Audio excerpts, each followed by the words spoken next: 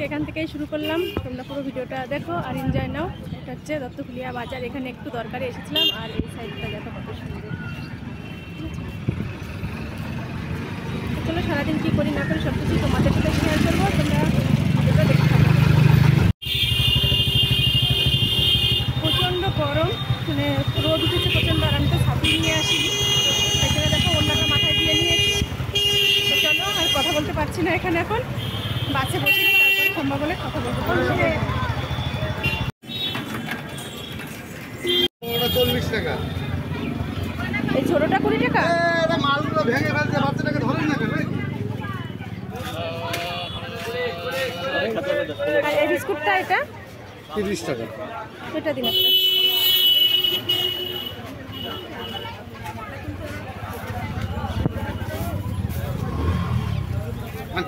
আর কিছু না।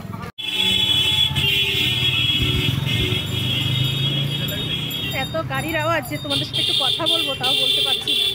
বাটি কিনে নেওয়া হয়ে গেছে, আর রাস্তায় দেখো শিব পার্বতীকে দেখে নিলাম, তোমাদের তো একটু দেখালাম। তো চলো এখন হেঁটে হেঁটে একটু যাচ্ছি, বাস স্ট্যান্ডে যাবো, তারপর ওখান থেকে বাসে উঠবো।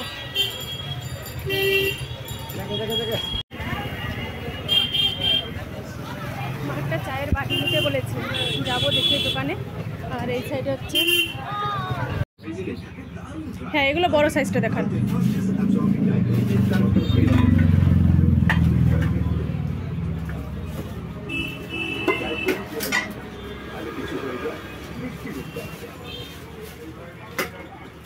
অ্যালুমিনিয়ামের এগুলো না, এমনি ডামটি আলাদা নেই, এইসব নেবে না।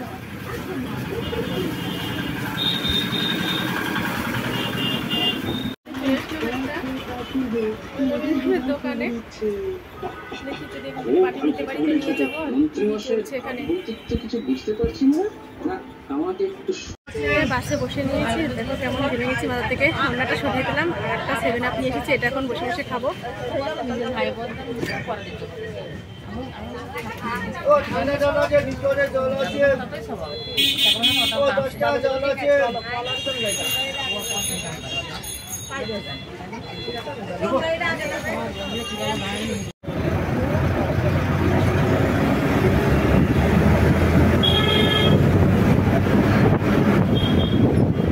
চলে আসলাম এইমাত্র, আর এসে দেখো এই ডুয়ার এখানেই বসে নিয়েছি, আর ছেলের জন্য নিয়ে এসেছি এই যে একটা ছোট একটা 7 আপ আর দুটো লেজ। আর ও ফ্যান মুছছিল, এই যে কল থেকে হাত ধুয়ে আসছে এখন, এই যে এই ফ্যানটা মুছছিল। আমি একটা, হ্যাঁ আমি একটা খেয়ে এসেছি, এর জন্য ওর জন্য একটা নিয়ে আসলাম ছোট দেখে। আর নিয়ে এসেছি একটা বিস্কুট, সেটা তো তোমরা দেখলে। এই বিস্কুটটা আমি এখন খুলে দুটো খাবো। আর যে বাটিটা এনেছি ওই বাটিটা মায়ের ঘরে দিয়ে আসলাম।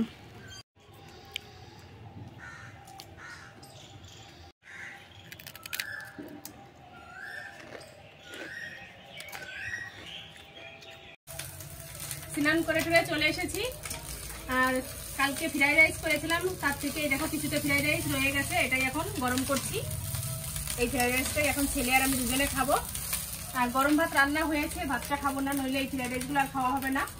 তো এটাই এখন খাবো, আর সাথে করবো ডিম পোস্ট। এই যে দুটো ডিম নিয়ে নিয়েছি, এই ডিম দুটো পোস্ট করবো, এই দিয়েই খাবো। তো চলো এগুলো ভেজে নামিয়ে নিই, তারপরে ফিরে আসছি। এই যে খেতে বসলাম, ছেলের জন্য নিয়েছি আর আমার জন্য নিয়েছি, ডিম মামলেট নিলাম।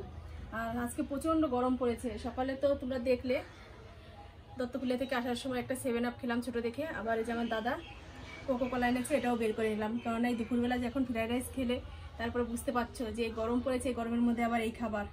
তা খেয়ে নিই, কী করবো, নষ্ট হয়ে যাবে, খেতে তো হবেই। তো খেয়ে নিই, খেয়ে একটু ঠান্ডা খাবো, তারপরে কাজ আছে বাদ বাকি, সে কাজগুলো সারবো। তো চলো খেয়ে নিই।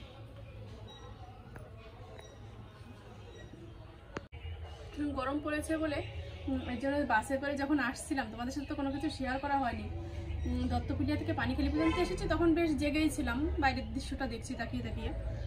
আর পানিখালি এসে কখন যে ঘুমিয়ে পড়েছি নিজেও বুঝতে পারিনি। চলন্ত বাসে একটা ঠান্ডা হাওয়া বইছিল বাসের ভিতরে, মানে সেই হাওয়াটা গায়ে যখন লেগেছে অটোমেটিক আমার ঘুম চলে এসেছে, ধানতলা পর্যন্ত ঘুমাতে ঘুমাতে এসেছি। তাই এসেছে স্নান করে নিলাম। তো এখন যে বাদবাকি যেসব কাজকর্মগুলো আছে সেগুলো করব। তো চলো খেয়ে নিই, তারপরে ফিরে আসছি। খাওয়া দাওয়া সেরে উঠে অনেকগুলো কাজ করে নিয়েছি। তার মধ্যে একটা হচ্ছে যে বাসনপত্র সব ধুয়ে গুট করে রেখেছি, কারণ সকালবেলা তো বেরিয়ে গিয়েছিলাম, বাসনপত্র কিছুই ধোয়া হয়নি। আর বাজার থেকে যে মাছ এনেছিল সেটাও রান্না করা হয়নি, মা তো সিদ্ধ ভাত করেছিল সেটাই খেয়েছে, আর আমরা তো ফ্রাইড রাইসটা খেলাম। তো চলো রান্নাটা স্টার্ট করে দিয়েছি। কি মাছ এনেছি, কি রান্না করছি চলো তোমাদের একটু দেখিয়ে দিই।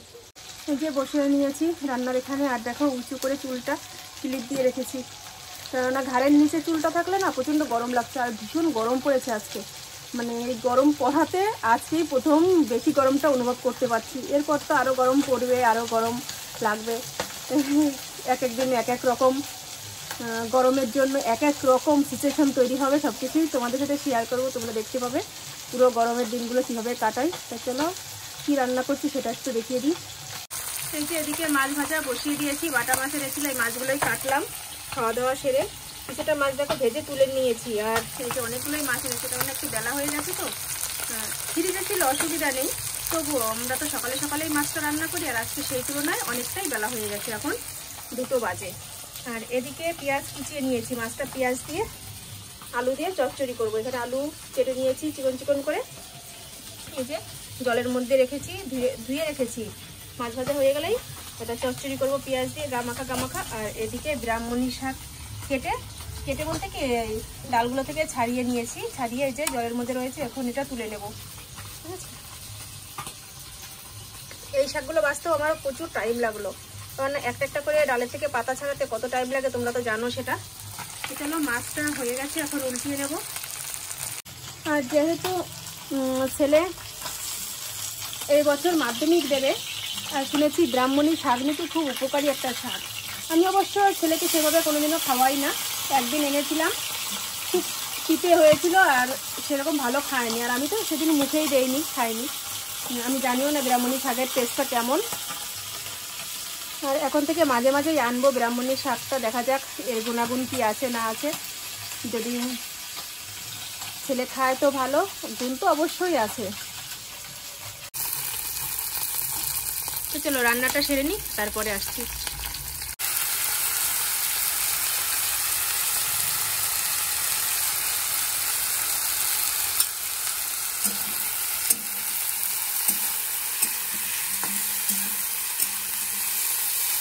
পেঁয়াজগুলো ভাজা ভাজা করে নিয়েছি, এর মধ্যে একটু জিরে আর একটু রাঁধুনি দিয়েছি, কারণ রাঁধুনির সেন্টটা না ভীষণ ভালো লাগে।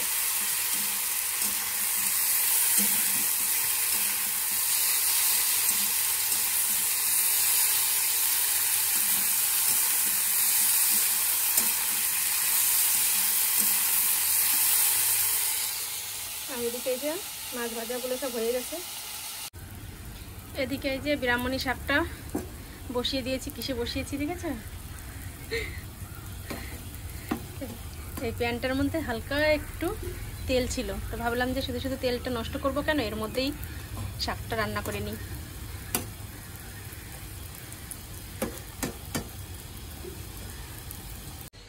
এই যে ফাইনালি রান্নাটা হয়ে গেছে, এই যে শাকের তরকারিটা নামিয়েছি, একদম গামাখা শাকের ঝোল, হালকা একটু ঝোল আছে, আর এটাও গামাখা একদম। দেখো একই রকম মাছ দিয়ে 2টো তরকারি করে নিয়েছি। তা চলো এখন খাওয়া দাওয়াটা সেরে নিই, তারপরে আসছি। কি হয়েছে? এই যে তোমার জন্য ভাত মাখিয়েছি তো মাম দিয়ে। হ্যাঁ চলো চলো চলো, আসো আসো, চলো তোমার জন্য ভাত মাখিয়েছি, চলো চলো চলো চলো চলো চলো। কোথায় দেবো? এখানে দেবো, এখানে দেবো, দাঁড়াও দিচ্ছি। দেখো আমার পায়ে পায়ে হাঁটছে, আমার পায়ে পায়ে হাঁটছে, দেখেছো? চল চল চল, একদম পায়ে পায়ে হাঁটতেও দিচ্ছে না।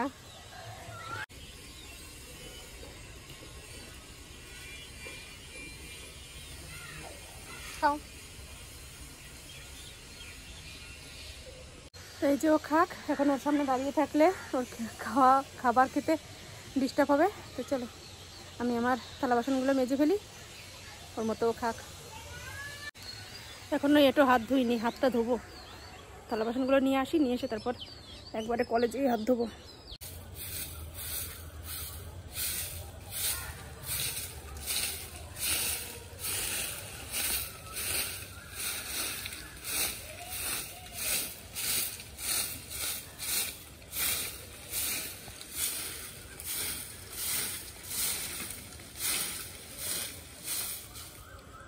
একদিন গরম পড়ার জন্য সব কাজ উলট পালট হয়ে গেছে, মানে কি বলে কাজের 12টা বেজে গেছে আমার। এখন সন্ধ্যার সময় চারিদিকে লাইট জ্বালানো হয়ে গেছে, দেখো ঘরের প্রতিটা বাড়িতে লাইট জ্বালানো হয়ে গেছে বাইরে।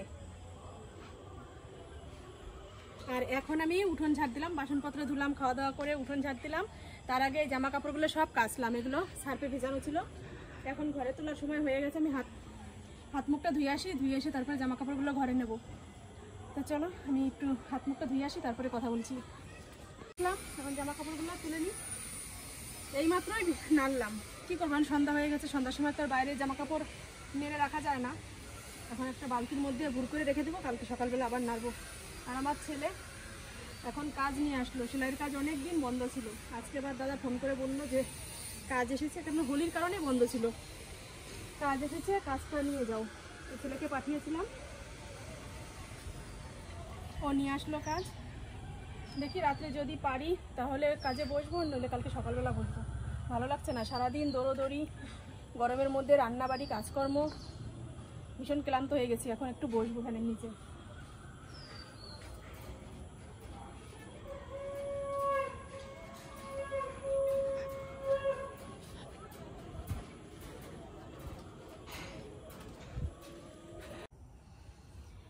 এতক্ষণ বসে বসে রেস্ট নিলাম, ফ্যানের হাওয়া খেলাম, মার সাথে অনেক গল্প করলাম। আর এই যে ছেলে খাবার নিয়ে এসেছে, এখন এই খাবারটা খাবো। এই যে কি বলে এগুলোকে, কাকলেট এনেছে, এটাই খাবো এখন। এই যে 2 রকম সস বের করে নিয়েছি, এক একজনের এক এক পিস করে ভাগে পড়েছে। তো চলো আজকের মতো ভিডিওটা এই পর্যন্তই, আমরা খাওয়া দাওয়া করি। আর তোমরা আমার চ্যানেলটি সাবস্ক্রাইব করে দাও। তো চলো আজকের মতো টাটা, বাই বাই। আগামীকাল নতুন একটা ভিডিওর সাথে দেখা হচ্ছে।